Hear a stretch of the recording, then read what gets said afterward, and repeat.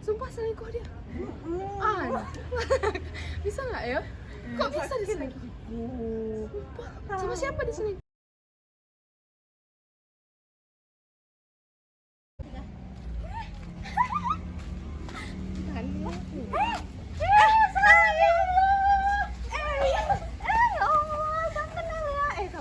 Kalian nggak kuliah? Kami daring. Tahu nggak? Lagi sekarang itu ada hobar-hobarnya. Apa tuh? Itu lagi pada ikut tren bunuh diri cuy. Ya Allah, di Patengangan kan nggak tahu temanya. Wah, itu bukannya nggak bunuh diri? Ya Allah, bunuh diri, digantung, disiksa, dimutilasi, kasihan iya, dicor lagi. Ya Allah. Terus?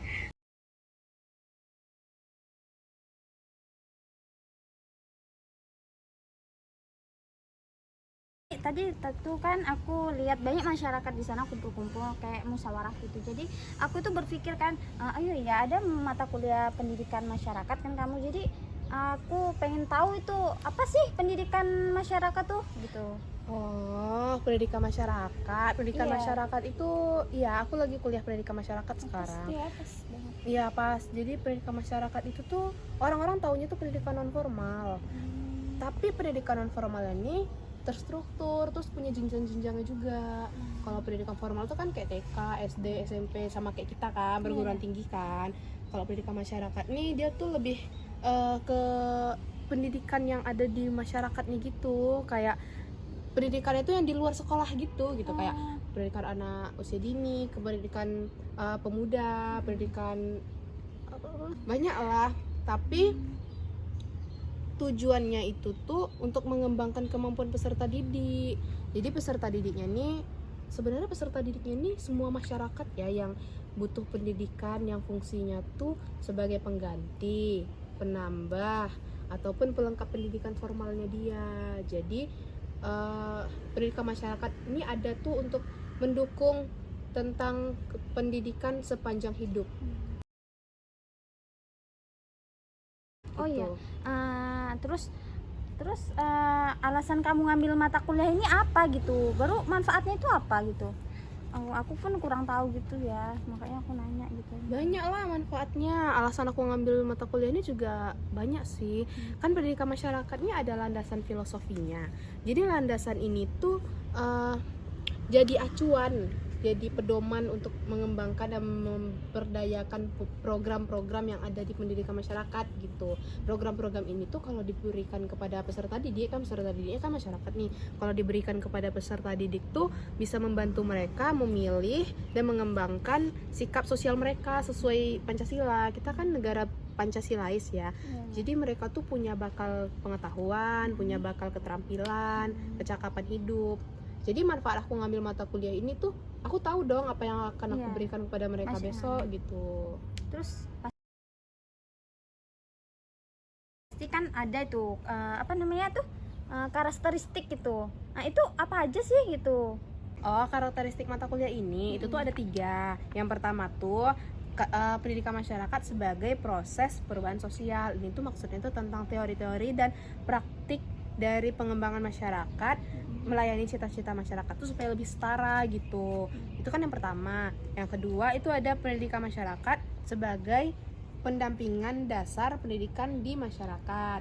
Itu maksudnya peserta didik tuh bisa terlibat dalam pembelajaran mandiri gitu. Jadi dengan proses-proses yang sesuai kebutuhan mereka lah gitu. Lalu yang ketiga itu ada pendidikan masyarakat sebagai sarana pengembangan dari masyarakat itu sendiri.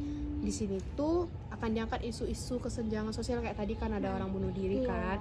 Nah, nanti aku sebagai pendidiknya tuh bakal memfasilitasi dengan menciptakan lingkungan-lingkungan yang kritis gitu. Jadi sebenarnya pendidikan masyarakat ini tuh berjalan secara alami gitu.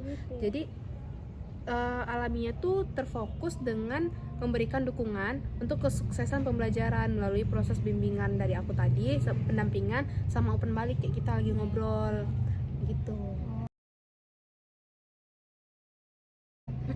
Kalau gitu pasti kan dalam pelaksanaannya itu kan pasti ada itu prinsip-prinsipnya. Itu apa aja sih prinsipnya itu dalam pendidikan masyarakat tuh?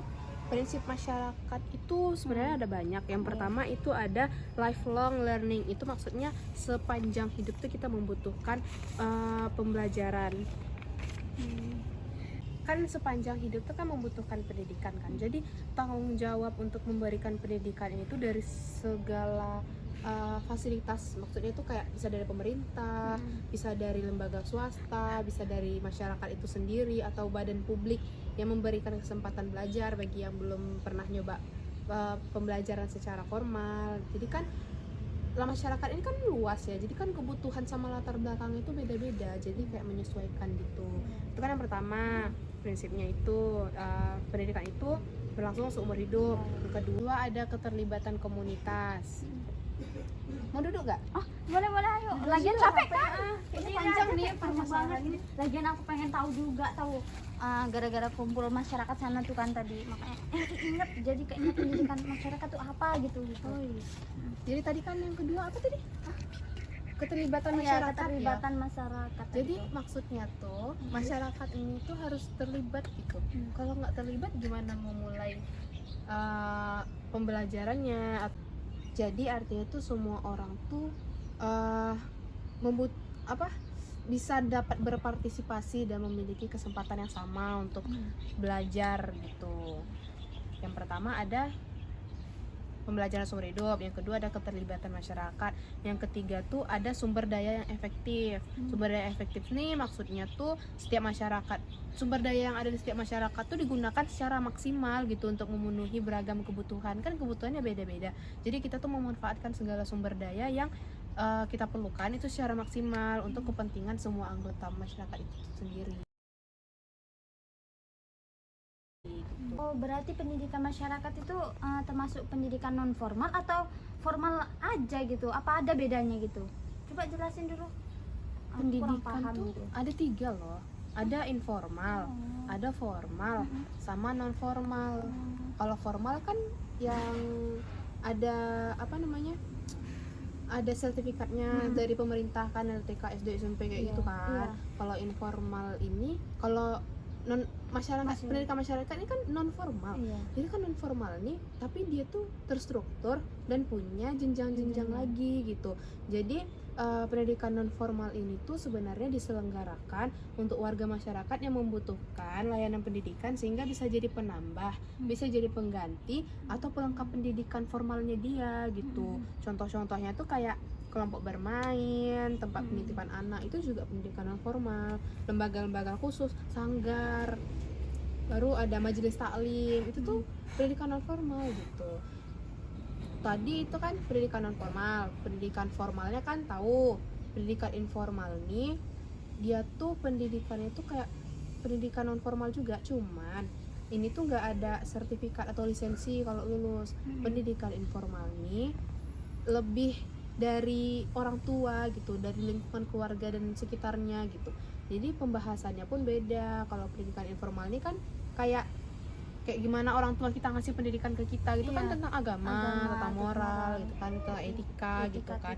Jadi pendidikan informal ini nggak ada kurikulum, jadwal sama sertifikatnya juga ya nggak ada gitu. Jadi pendidikan informal ini timbul secara tidak sadar, tapi dengan tanggung jawab, di mana kegiatan itu bisa direncanain dan nggak disengaja gitu. Jadi alami aja gitu. Oke. Baru kalau kaitannya sama pendidikan non formal sama informal tuh dalam nasional tuh apa itu perannya tuh? Oh, peran pendidikan non formal ini ke itu Nasional apa? ke pendidikan nasional. Pendidikan nasional. Banyak sih sebenarnya kalau pendidikan informal itu. Oh, pendidikan non formal ya. Kalau pendidikan non formal itu perannya tuh bisa ngisi waktu luang. Kan tadi kan di luar pendidikan formal kan, untuk melengkapi kebutuhan pendidikan formal mereka itu tuh kan bisa mengisi waktu luang peserta didik dengan kegiatannya itu kan ada bermanfaat kan. Terus bisa meningkatkan pengetahuan dan keterampilan mereka tentang kehidupan sehari-hari gitu. Bisa menjamin kehidupan sosial mereka dengan lingkungan, dengan masyarakat lain gitu. Kalau pendidikan informal nih perannya itu menumbuhkan nilai-nilai moral dari dalam diri anak sih, kayak etika, agama, budaya, dari sama nilai-nilai kehidupan untuk di masyarakat lah sejak kita dini gitu, sejak kita kecil kan udah dikasih tahu. Itu terus cara nerapinnya pendidikan masyarakat sama yang masyarakat sekarang ini kan lebih canggih, caranya tuh gimana sih gitu? Oh iya ya, Kan lebih individual gitu ya. lebih individual. Tapi apa- kalau menurut aku itu tuh nggak ada halangan sih buat ngejalanin program pendidikan masyarakat, karena pada dasarnya pendidikan masyarakat ini tuh bersifat fleksibel. Jadinya nggak terikat dengan metode tertentu gitu. Iya. Terus pendidikan masyarakat ini juga bersifat spontan atau secara langsung gitu, tidak memerlukan perencanaan dan persiapan khusus gitu kan. Nah, pendidikan masyarakat ini kan bisa disesuaikan dengan kebutuhan, minat dari peserta didik itu kan. Selain itu, pendidikan masyarakat ini kan juga bersifat partisipatif tadi, kayak yang kayak aku bilang tadi, dia kan harus terlibat gitu. Jadi harus ada interaksi antara peserta didik dengan orang lain. Kecanggihan teknologi sebenarnya bukan jadi hambatan sih. Dalam berinteraksi kan kita nggak harus kembali seperti masa zaman dulu ya gitu. Kita bisa berinteraksi dari dunia maya, kita bisa chattingan, kita bisa teleponan. Nah, kayak misalnya kalau kita kuliah kan kita ada Zoom kan gitu. Kita juga sering ngobrol atau diskusi lewat telepon atau Zoom itu kan. Nah, di sana kan kita membutuhkan sikap sopan santun dalam memperhatikan lawan bicara kita, entah kita ngobrol sama teman atau sama dosen gitu kan. Jadi menurut aku penerapan pendidikan masyarakat ini tuh nggak terhalang dengan kemajuan teknologi sekarang gitu. Itu tuh masih bisa kita lakukan kapan saja kok, karena kan fleksibel gitu kan. Bahkan dengan kemajuan teknologi ini tuh menurut aku malah kita lebih membutuhkan pendidikan masyarakat gitu. Jadi intinya sebenarnya ini tuh bisa disesuaikan karena kan sifatnya fleksibel. Jadi udah tahu kan pendidikan masyarakat itu berjalan sepanjang umur hidup kita gitu. Maksudnya pendidikan itu tuh harus kita dapatkan dari kita baru lahir sampai kita meninggal. Sampai kita meninggal dong. Terus baik. Jadi tahu kan kalau pendidikan itu tuh harus kita dapatkan tuh seumur hidup, dari kita lahir sampai kita ke liang lahat. Karena kita punya aturan dalam berkehidupan, baik itu agama, sosial budaya maupun aturan ke diri kita sendiri gitu. Jadi sumber mendapatkannya ini dari mana aja bisa gitu. Jadi tunggu apa lagi?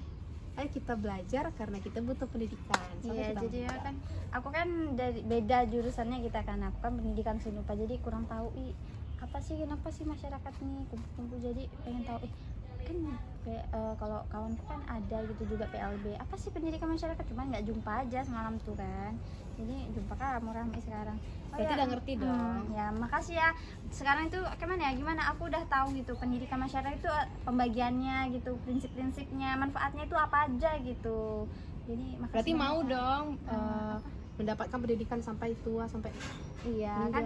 Jadi kalau berbagi ilmu itu kan gimana ya, aku kan kurang tahu, lebih gimana sih, lebih tahu gitu, saling tahu, saling mengasih tahu, berbagi ilmu gitu. Oke, bagus deh, alhamdulillah.